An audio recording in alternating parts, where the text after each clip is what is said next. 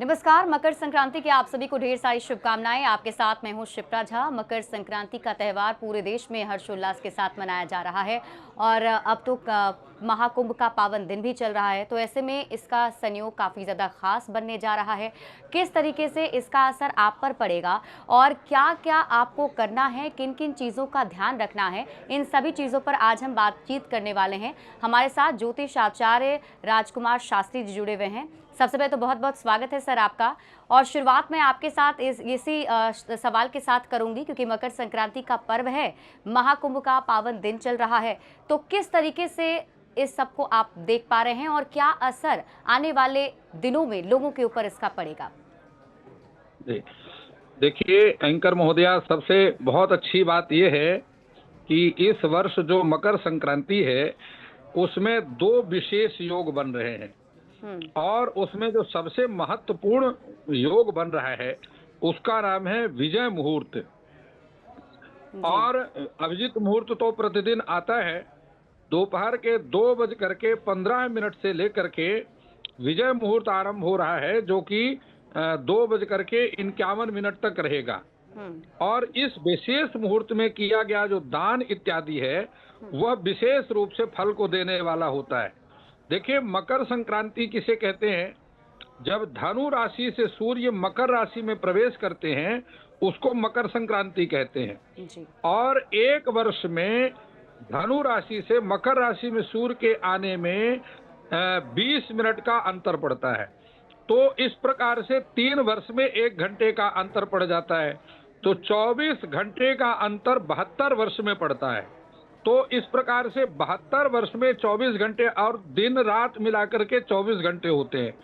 तो 72 वर्ष तक संक्रांति इसी तिथि में, यानी जो उसका पुण्य काल है वो 15 तारीख को रहेगा, क्योंकि 10 बजे मकर संक्रांति का सूर्य का संक्रमण मकर राशि में होगा 14 तारीख को जी। अब देखिए, ऐसी स्थिति में विशेष बात यह है कि इस वर्ष त्रिवेणी के संगम में प्रयागराज में महाकुंभ का आयोजन है।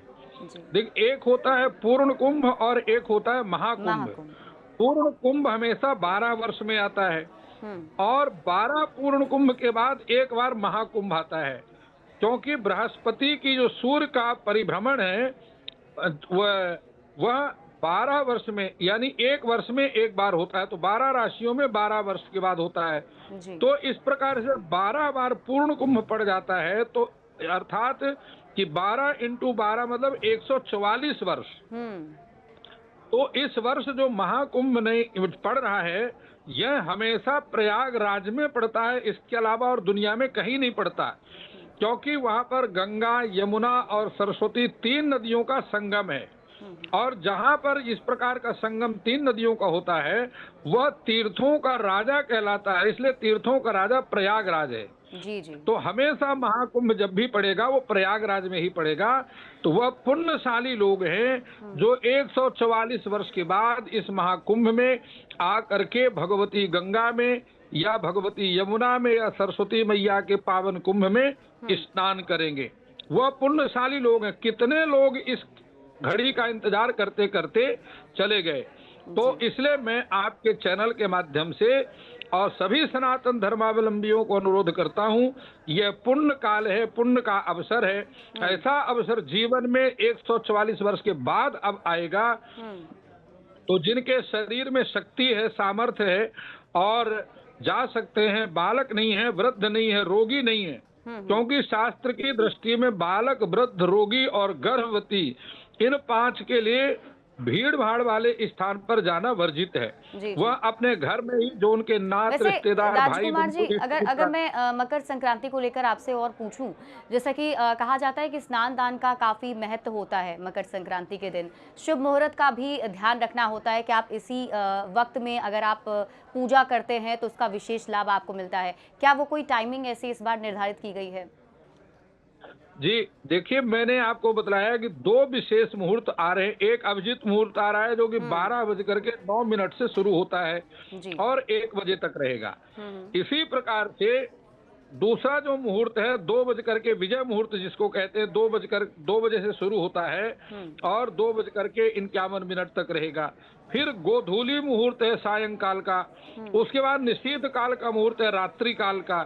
तो ये सभी देखिए 24 घंटे में कुल 30 मुहूर्त होते हैं और एक मुहूर्त जो है वो 48 मिनट का होता है। अच्छा। तो 15 शुभ मुहूर्त होते हैं और 15 अशुभ मुहूर्त होते हैं। तो यह सभी जो मुहूर्त मैंने आपको बतलाया, जो समय बतलाया, ये शुभ मुहूर्त होता है। जी जी। मुहूर्त किसे कहते हैं? आकाश मंडल में गोचर करने वाले जो ग्रह हैं वह जब अनुकूल स्थिति में होते हैं और पृथ्वी पर अपनी दृष्टि डालते हैं, क्योंकि हम पृथ्वी में रहने वाले प्रत्येक व्यक्ति खगोल यानी आकाश में विचरण करने वाले, गोचर करने वाले ग्रहों के प्रभाव से प्रभावित होते हैं। जी। तो हमारा जो रिमोट कंट्रोल है वो आकाश में गोचर करने वाले ग्रहों पर है। और विशेष मुहूर्तों से कहते हैं जब विशेष तिथि, वार और नक्षत्र का शुभ योग बनता है। जी। जिन लोगों की तरफ से पूजा अर्चना की जाएगी घर में ही, तो घर में किस तरीके से पूजा अर्चना करना चाहिए, क्या उनका रूटीन होना चाहिए, उस हिसाब से अगर हम बात करें आपसे तो क्या ख्याल रखना चाहिए लोगों को? जी एंकर महोदय, बहुत अच्छा प्रश्न आपने किया है। देखिए, कुंभ में केवल जो कहते हैं कि आज 50 लाख लोगों ने स्नान किया, 60 लाख लोगों ने स्नान किया, वो गणना ही गलत है। आपको ये समझना चाहिए कि 82 करोड़ हिंदू, इस 82 करोड़ से ज्यादा 100 करोड़ हिंदू इस भारतवर्ष में रहते हैं और सभी ने आज कुंभ में स्नान किया है। जरूरी नहीं है कि वो जा करके प्रयागराज में ही वहां डुबकी ही लगाएं। कुछ ऐसे लोग हैं जो जाने में असमर्थ हैं, व्यस्तता के कारण, शारीरिक कारण, लेकिन मन से जो कुंभ को मानते हैं, सनातन धर्मावलंबी हैं, वो घर में बैठ करके मानसिक स्नान भी उन्होंने किया है। तो इसलिए अच्छा यह है कि गंगा जल जो आपके इष्ट मित्र गए उनसे थोड़ा प्रयागराज से जल मंगवा लीजिए, यदि आप वहां नहीं जा सकते हैं। और जो जाएंगे वो जरूर त्रिवेणी का जल लेकर के आएंगे, उनसे आप जो है थोड़ा जल ले लीजिए त्रिवेणी का, अपने घर के बाल्टी में उसको मिलाइए, थोड़ा सा उसका चरणामृत ले लीजिए, बाकी मिला करके सारे परिवार के लोग उसमें स्नान करें और ये ज्यादा अच्छा रहेगा। मानसिक और घर में बैठ करके उस कुंभ का आनंद लें। मकर संक्रांति को लेकर बात करें अलग अलग राशियों पर, तो क्या इस पे भी कुछ खास असर होने वाला है? क्योंकि कहा भी ये जा रहा था कि 19 साल बाद कुछ अद्भुत संयोग बन रहे हैं जिसमें से 4 राशि वालों को इसका फायदा मिलने वाला है, अगर आप बता सकें। नहीं, देखिए ऐसा है कि मकर संक्रांति वह संक्रांति है कि शनि देव की संक्रांति है और शनि देव इस राशि के, मकर राशि के स्वामी है। तो भगवान सूर्य कौन है? शनि देव के पिता है। तो अपने पुत्र से मिलने के लिए पिता जो है वह अपने पुत्र से मिलने के लिए मकर राशि में आते हैं। तो जहां और पिता और पुत्र का मेल हो वहां तो मंगल ही मंगल है, किसी का अमंगल तो हो नहीं सकता है। उसके उपरांत भी देखिए जो शनि की ढैया से पीड़ित हैं वो सिंह राशि के लोग हैं और धनु राशि के लोग हैं। इसी प्रकार शनि की 7.5 से जो पीड़ित हैं या पीड़ित होने वाले हैं 29 मार्च से, या 29 मार्च को शनि का राशि परिवर्तन होगा तो अपनी मूल त्रिकोण राशि से वह मीन राशि में प्रवेश करेंगे। तो वह जो मेष राशि के हैं, मीन राशि और कुंभ राशि के जातक हैं, धनु और सिंह राशि के जो जातक जातिका हैं, उन्हें अवश्य जाकर के जो है भगवती गंगा में स्नान करना चाहिए, त्रिवेणी में स्नान करना चाहिए। अन्न क्षेत्रे कृतम पापम तीर्थ क्षेत्रम विनश्यति, तीर्थ क्षेत्रे कृतम पापम वज्रलेखो भविष्यति। अन्न क्षेत्र में जो किए गए पाप हैं वह जाकर के तीर्थ में नष्ट हो जाते हैं। कुंभ क्या है? देखिए, कुंभ का अर्थ होता है घड़ा, अर्थात अमृत से भरा हुआ जो घड़ा है वही कुंभ है और संसार का मंथन करके सामाजिक एकता रूपी अमृत पैदा करना है। तो सामाजिक एकता को प्राप्त करने के लिए इस कुंभ का जो है उद्देश्य होता है।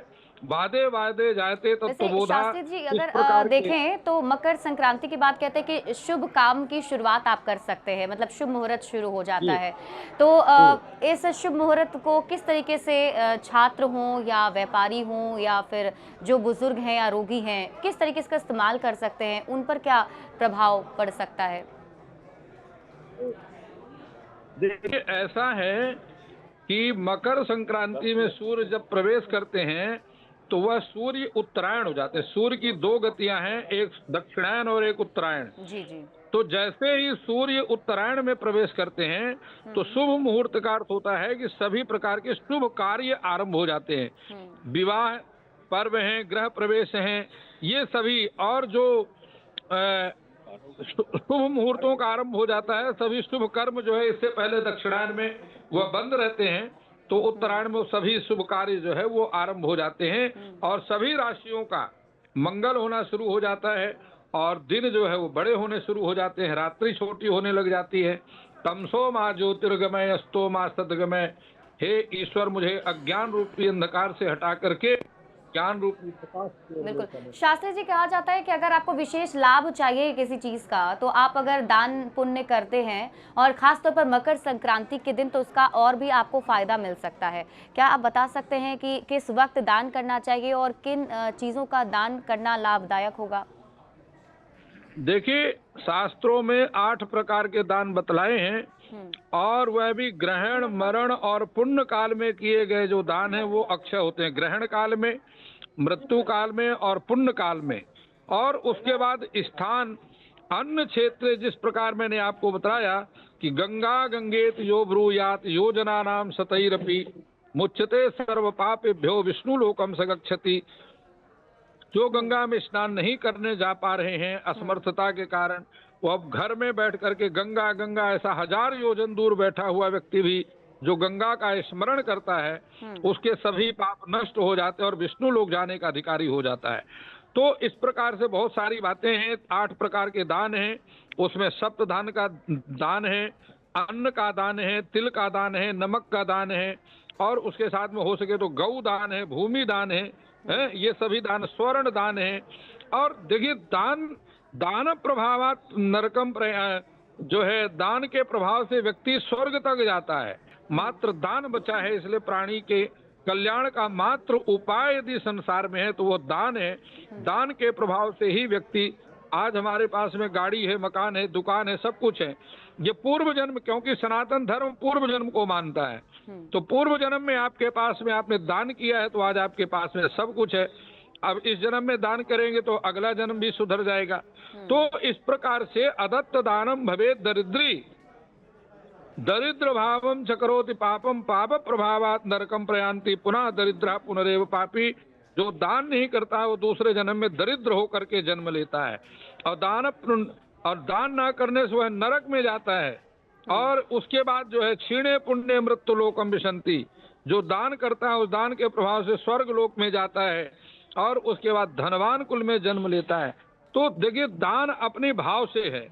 यद्यपि ग्रहों के दान भी होते हैं और ग्रहों के अलग अलग ग्रह के अलग अलग दान हैं, लेकिन वास्तविकता यह है कि वह अपने भाव से दान किया जाता है। श्रद्धा भक्ति समन्विता, जो अपनी श्रद्धा हो, जो अपना भाव हो, जो अपनी सामर्थ्य हो, उसको दान जरूर करना चाहिए।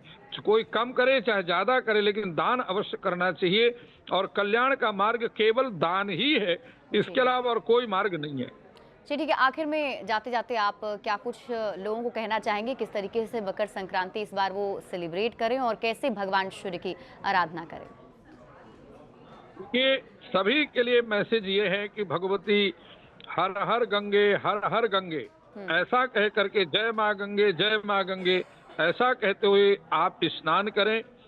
अधिक से अधिक मौन रहने का प्रयास करें, कम से कम बोलने का अभ्यास करें और अपनी शक्ति सामर्थ्य के अनुसार जो है दान करें। किसी का अहित करने की बात ना सोचें, किसी का बुरा नहीं सोचें। सर्वे भवन्तु सुखिना, सर्वे सन्तु निरामया, सर्वे भद्राणि पश्यन्तु, माँ कश्चित् दुख भाग भवेत्। सारा संसार सुखी रहे, सभी सुखी रहें, ना काहू से दोस्ती, ना काहू से बैर। इन सभी सूत्रों को जो है ध्यान रखें, अपने लिए कल्याण की कामना करें, सारे जगत के कल्याण की कामना करें। भगवान सूर्य को अर्घ्य जरूर दें। मकर संक्रांति में गायत्री मंत्र का जाप अवश्य करें। बहुत सारे सदमार्ग हैं, इसलिए सदमार्ग का अनुसरण करें, ब्रह्मचर्य का पालन करें और सत्य बोलने का अभ्यास करें। चलिए, बहुत बहुत शुक्रिया राजकुमार शास्त्री जी हमारे साथ जुड़ने के लिए और बातचीत करने के लिए।